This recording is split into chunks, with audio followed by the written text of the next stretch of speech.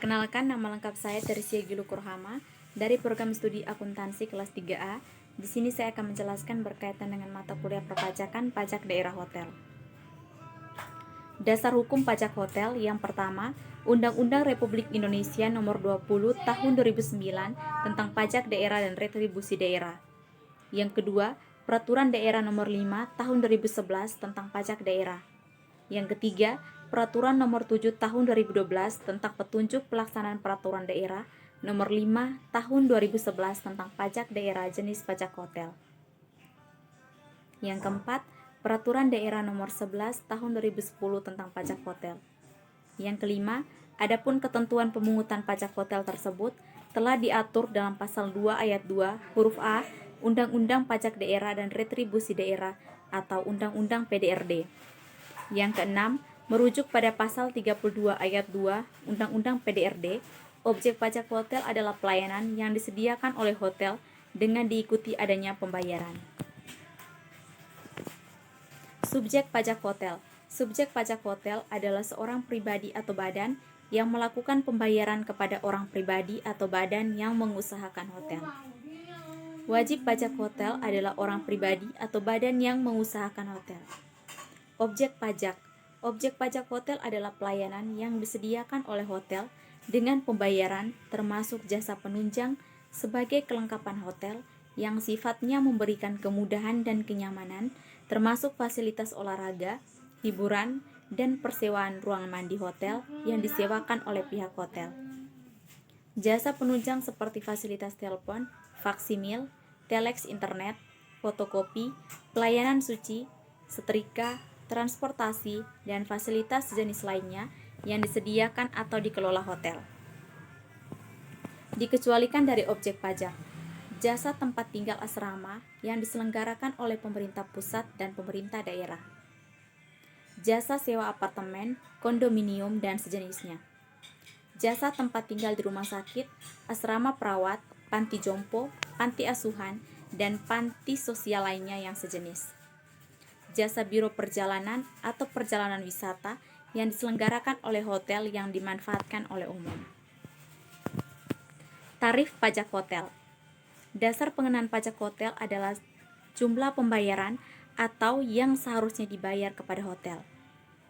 Adapun tarif pajak hotel ditetapkan sebesar 10%. Besaran pajak hotel yang terutang dihitung dengan cara mengkalikan tarif dengan dasar pengenaan pajak. Dasar perhitungan pajak hotel. Besaran pokok pajak hotel yang terutang dihitung dengan cara mengalikan tarif pajak yaitu 10% dengan dasar pengenaan pajak yaitu jumlah pembayaran atau yang seharusnya dibayar kepada hotel.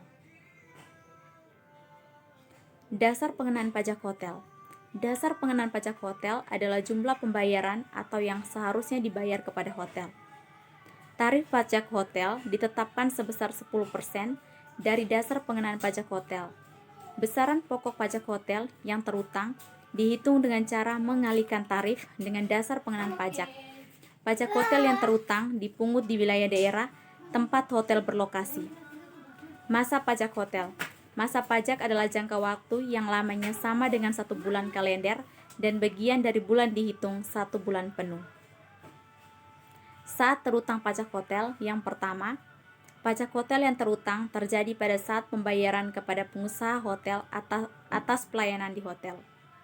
Yang kedua, dalam hal pembayaran dilakukan sebelum pelayanan hotel diberikan, pajak terutang pada saat terjadi pembayaran.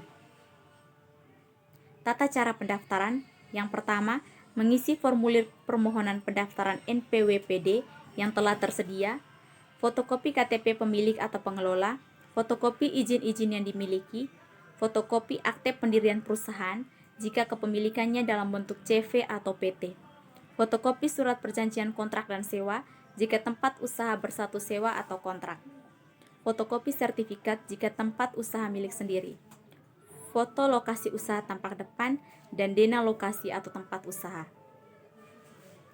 Sistem pemungutan pajak hotel. Adapun ketentuan pemungutan pajak hotel tersebut telah diatur dalam pasal 2 ayat 2 huruf A Undang-Undang Pajak Daerah dan Retribusi Daerah atau Undang-Undang PDRD. Secara definisi, pajak hotel merupakan pajak atas pelayanan yang disediakan oleh hotel. Dalam Undang-Undang PDRD, hotel diartikan sebagai fasilitas penyedia jasa atau penginapan, peristirahatan termasuk jasa terkait lainnya dengan dipungut bayaran mencakup motel, losmen, gubuk pariwisata, wisma pariwisata, pesanggrahan, rumah penginapan dan sejenisnya, serta rumah kos dengan jumlah kamar lebih dari 10 kamar. Contoh perhitungan dapat dilihat pada slide layar. Denda pajak hotel.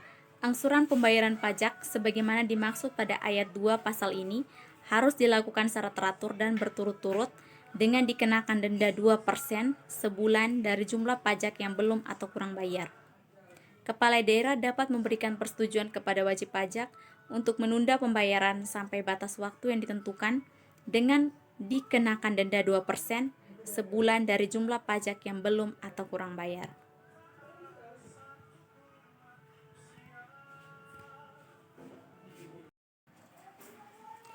Perkenalkan, nama saya Mukhtar Al-Kautsar Sare. Di sini saya akan menjelaskan pajak BPHTB.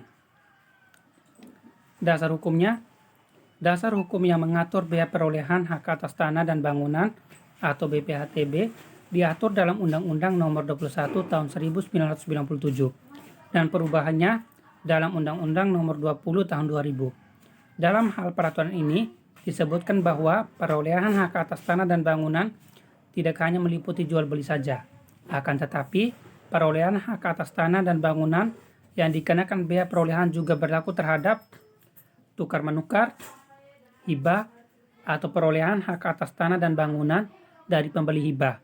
Namun, pembeli hibah masih hidup. Hibah wasiat atau perolehan hak atas tanah dan bangunan kepada penerima hibah namun berlaku setelah pembeli hibah meninggal dunia. Waris, penunjukan pembeli dalam lelang, pemisahan hak yang mengakibatkan peralihan, pelaksanaan putusan hakim yang mempunyai kekuatan hukum tetap. Hadiah. Subjek pajak. Subjek pajak BPHTB adalah orang pribadi atau badan yang memperoleh hak atas tanah.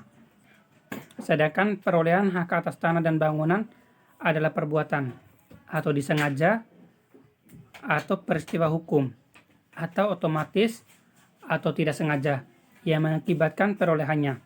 Hak atas tanah dan bangunan oleh orang pribadi atau badan. Wajib pajak. Subjek pajak BPHTB sesuai dengan ketentuan tersebut di atas mempunyai wajib pajak BPHTB apabila dikenakan kewajiban membayar pajak. Objek pajak. Objek pajak adalah perolehan hak atas tanah dan bangunan. Perolehan hak atas tanah dan bangunan tersebut meliputi pemindahan hak jual beli, tukar menukar, hibah, wasiat, waris, pemasukan dalam perseroan atau badan hukum lainnya.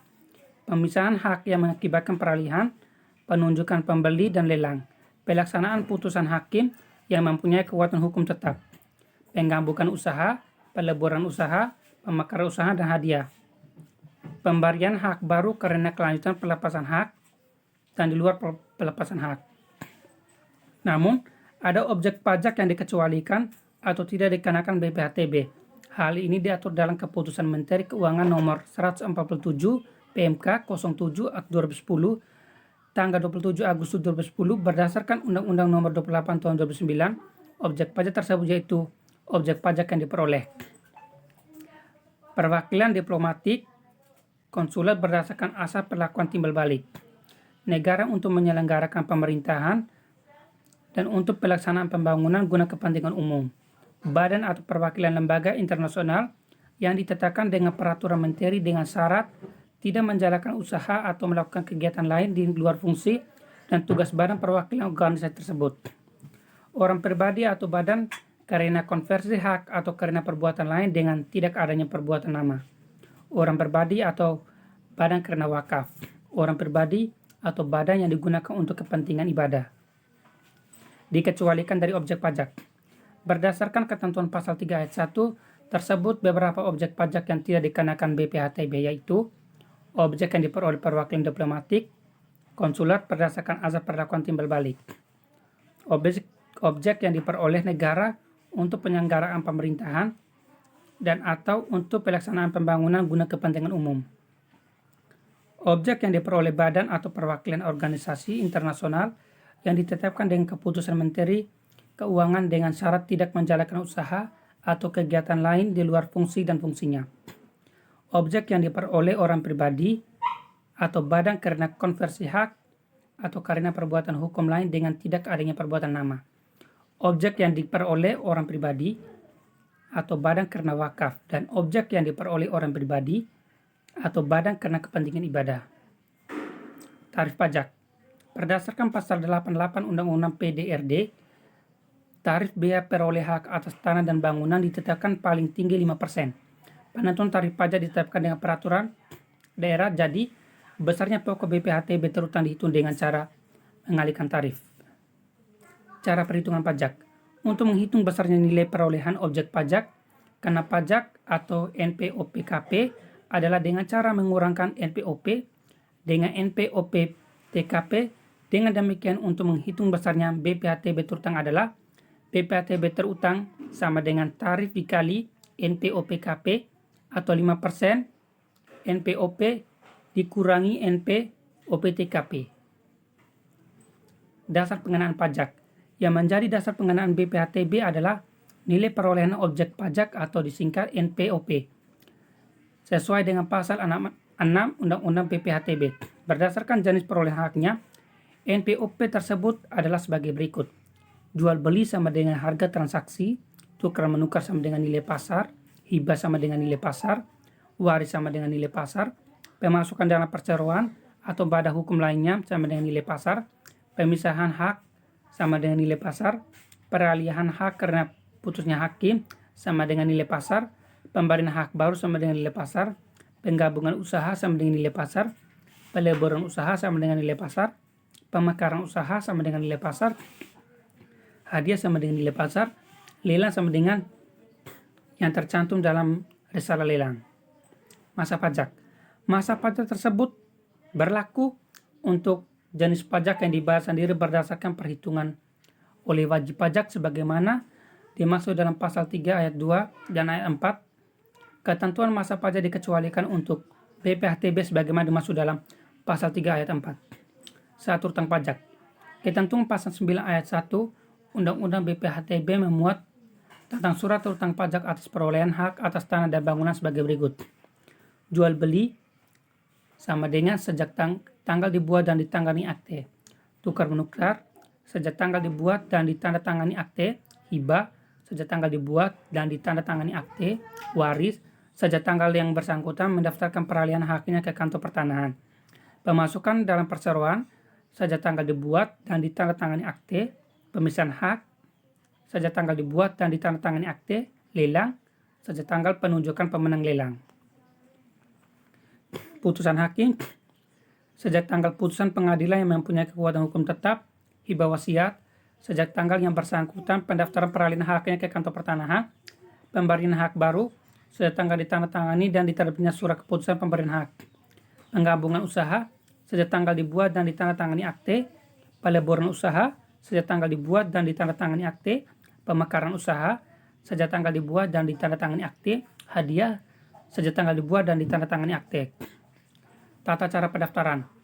Mengisi SPOP untuk tanah kosong, mengisi SPOP dan LSPOP untuk tanah yang ada bangunan secara jelas, benar dan lengkap dan ditandatangani WP.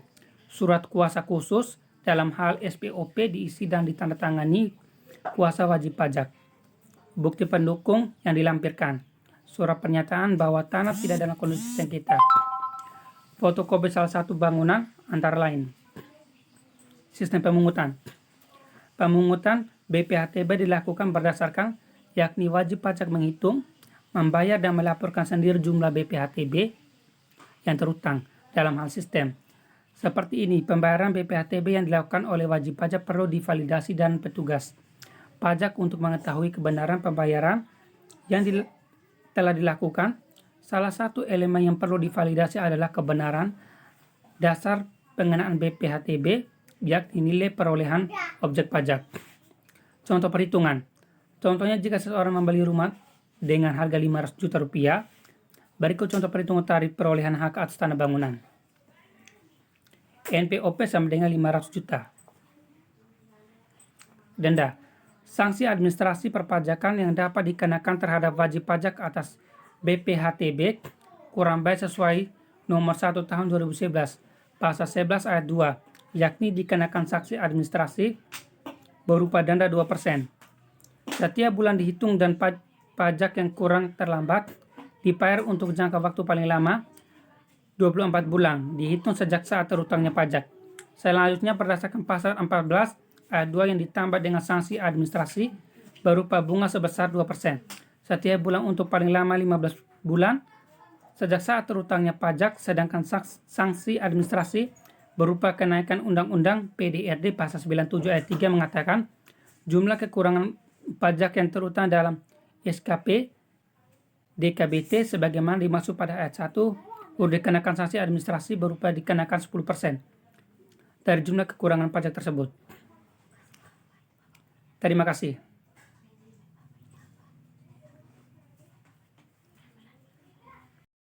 Perkenalkan, nama saya Sebastianus Tengah. Pada saat ini saya akan menjelaskan tentang pajak bea balik nama kendaraan bermotor. Yang pertama, pengertian bea balik nama kendaraan bermotor. Bea balik nama kendaraan bermotor adalah pajak atas penyerahan hak milik kendaraan bermotor sebagai akibat perjanjian dua pihak atau perbuatan sepihak atau keadaan yang terjadi karena jual beli, tukar menukar, hibah, warisan, dan pemasukan ke dalam badan usaha. Yang berikut dasar hukum pemungutan bea balik nama kendaraan bermotor. 1. Undang-Undang Nomor Tahun 2008, Undang-Undang Nomor 28 Tahun 2009 tentang pajak daerah dan retribusi daerah. Yang kedua, Undang-Undang Nomor 34 Tahun 2000 tentang perubahan atas Undang-Undang Nomor 18 1997 tentang pajak daerah dan retribusi daerah. Peraturan Pemerintah Nomor 65 Tahun 2001 tentang pajak daerah. Yang berikut subjek dan wajib pajak bea balik nama kendaraan bermotor. Yang menjadi subjek pajak BBNKB yaitu orang pribadi atau badan yang menerima penyerahan kendaraan bermotor. Sementara itu yang menjadi wajib pajak adalah orang pribadi atau badan yang menerima penyerahan kendaraan bermotor. Jika wajib pajak badan, kewajiban perpajakan diwakili oleh pengurus atau kuasa badan tersebut. Yang berikut tarif. Berdasarkan Undang-Undang Nomor 9 Tahun 2010, besaran tarif pajak bea balik nama kendaraan bermotor ditetapkan paling tinggi masing-masing sebagai berikut. 1. Penyerahan pertama sebesar 10%, penyerahan kedua dan seterusnya sebesar 1%. Sedangkan khusus untuk kendaraan bermotor, alat-alat berat, dan alat-alat besar yang tidak menggunakan jalan umum, tarif pajak BBNKB ditetapkan paling tinggi masing-masing sebagai berikut. Penyerahan pertama sebesar 0,75% dan penyerahan kedua serta seterusnya sebesar 0,075%. Perhitungan bea balik nama kendaraan bermotor. Besaran pokok BBNKB yang terutang dihitung dengan cara mengalihkan tarif pajak dengan dasar pengenaan pajak. Secara umum dihitung sebagai berikut. Pajak terutang sama dengan tarif pajak kali dasar pengenaan pajak. Dasar pengenaan pajak BBNKB. Dasar pengenaan pajak BBNKB adalah nilai jual kendaraan bermotor yang juga digunakan dalam ketentuan pajak kendaraan bermotor.